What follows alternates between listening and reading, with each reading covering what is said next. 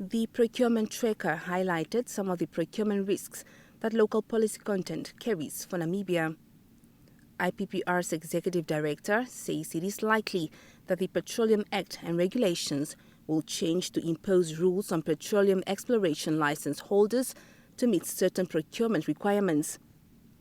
Expressing his concerns, Graham Hopwood says the way petroleum exploration licenses have been granted favored politically connected Namibians. This, Hopwood says, can worsen the oil production phase, especially through local content.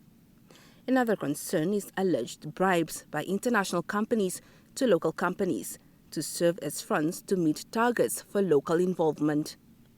So the big fear is that politicians and officials will abuse their power and influence to use local content, procurement requirements to benefit their associates and their family members. And as I say, there's some precedent for this in the way that we've managed the petroleum exploration licenses. So often local content becomes fertile ground for rent-seeking middlemen who contribute nothing of value but are only interested in getting rich quick. And in terms of oil, it can be getting super rich quick as well. The question on many people's lips still remains as to how Namibians will benefit from an industry that will be dominated by international oil companies.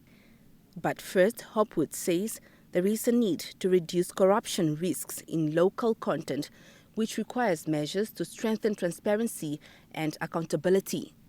We would like to see open contracting. We want to see contracting between the government and the private sector in the upstream petroleum published.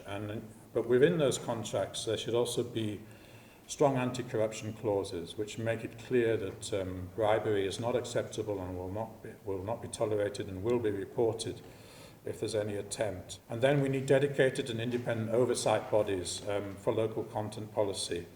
The Procurement Tracker advised that license holders, including international companies, take a series of actions, including carrying out own due diligence and risk assessments of the local content.